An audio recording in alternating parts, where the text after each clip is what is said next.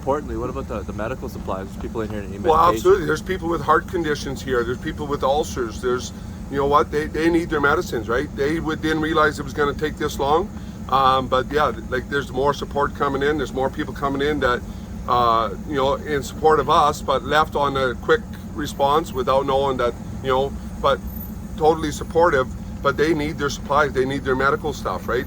And if they keep that closed, I mean, that's not fair. And if we have a medical situation come of that, that's on their hands. So I hope they realize that this is staying and that they need to abide by what we want as well. Kian K2 Simone here for Rebel News, and I am in Coutts, Alberta, where hundreds of truckers have blocked the border to Sweetgrass, Montana, in protest of the mandates. They're here in support of the convoy to Ottawa. They couldn't make it, so they took upon themselves to do it right here in their home. An interesting development yesterday where RCMP closed in with over 50 cars, 4 tactical units, and tow trucks all surrounding them, closing them in and forcing them to make a very hard decision whether they should stay or not. Upon this, they discovered that we were actually closed off here in the town, all of us. Residents even too. You could only get back in if you were a resident. That means that anybody here bringing food, water, medical supplies were unable to come in to bring it to the truckers. Upon this, the truckers were able to negotiate with the RCMP in a set of 3 negotiations. The first set was about the food and water not being able to come in. To come in and lie about what's going on, then people will get food. A lot of things happen real fast. Certainly, we have checkpoints as far as to make sure that, you know, we're trying to work again towards that, towards somewhere in the middle there. So in our discussions earlier this morning, we were working on making sure that we could have your food brought in to make sure you had your supplies. And a lot of things happen really quick, so that's part of why we were looking to talk to you guys here to find out, you know, are those trucks belonging in your group? To set up an access point so it doesn't surprise our people, because we have people in the area, and again, they're just looking to make sure that, you know, they're following their processes and procedures as well. And that's one thing we're looking to coordinate with you so we can bring it back to, again, our chain and facilitate that. By the second negotiation, the police agreed to let some people come in to bring food and water, and it was later that we found out that they had to walk from Milk River all the way to Coutts here, which is a few kilometers. It's about a 4-hour walk in the blistering cold. I have Rebel News here right now, and they want to know, what are they telling you at the border when you're trying to bring food through? They are telling that they are not allowed, being told that they're not allowed to let anyone through. Not even for food? Not even for food. Now we have 5 guys come, and they are all carrying the food. The one is carrying the buns, the other the big pan of chili, and the other the big pan of the hot food cold, and they're just carrying it to the other side. So in the freezing cold temperatures, they are making them walk for miles to bring food into us. And we asked them if they could please, because there's 5 cops in here, so we asked them if one of them could escort us in and out so that they knew we wouldn't do anything else, and they said no, they would not be able, and we're not allowed to do that. It is freezing out here. I'm going to catch up with some of the truckers to get their word on it. So for a while there, you guys were negotiating with the RCMP. Could you tell me about what happened with the first round and what you guys were discussing? So we were discussing we did our due diligence allowing all the trucks to go. So our barter tactic was asking for our supplies to come in, our food, our people to our medicines, the things of essentials that we needed. And they told us they were going to do that. And they allowed about 15 or 20 of the vehicles in, and then they barricaded the road again. And they were talking about allowing other traffic in from the other routes of our protesters and our supplies, which got denied. We put calls in yet last night to see if we can get that released, get our people released.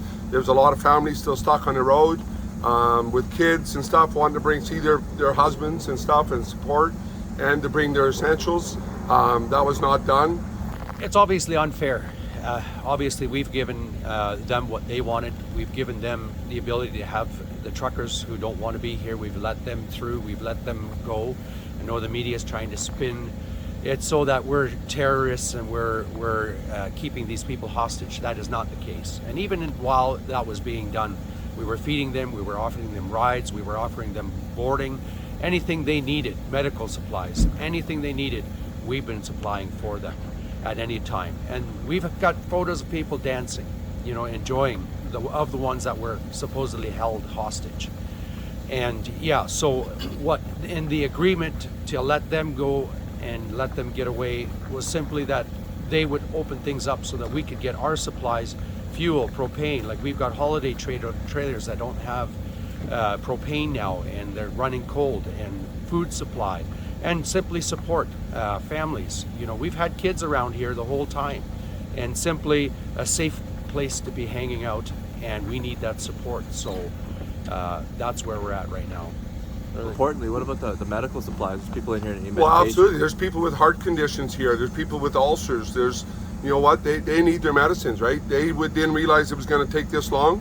But yeah, like there's more support coming in. There's more people coming in that, you know, in support of us, but left on a quick response without knowing that, you know, but totally supportive, but they need their supplies. They need their medical stuff, right? And if they keep that closed, I mean, that's not fair. And if we have a medical situation come of that, that's on their hands. So I hope they realize that this is staying, and that they need to abide by what we want as well. So after the first set of negotiations there, the police agreed to let food, water, propane, medical supplies in there. But there was people walking from Milk River because they couldn't bring in their cars. Is that true? Yeah, correct. There was reports of people having to walk substantial distances, especially in extreme temperatures, to come home. There was issues with residents from the town of Coutts whose access was being restricted. I do believe that's been sorted out. But back to the negotiation that was taking place, the RCMP initiated the negotiations, and negotiations are two parties finding common ground. We did find some common ground, but we felt that some of those terms weren't met to the understanding we thought they would be. So we do call on the RCMP to definitely honor and commit to their terms 100% going forward, and to allow access of all these essential services to the residents of this community and the people here to come through in timely fashion. So it's not, it's the narrative is that you guys are blocking supplies at the border, but it's actually the RCMP who are behind you blocking this entire town for having essential services. Correct. The RCMP has multiple blockades on their own. They have diverted all traffic away from us.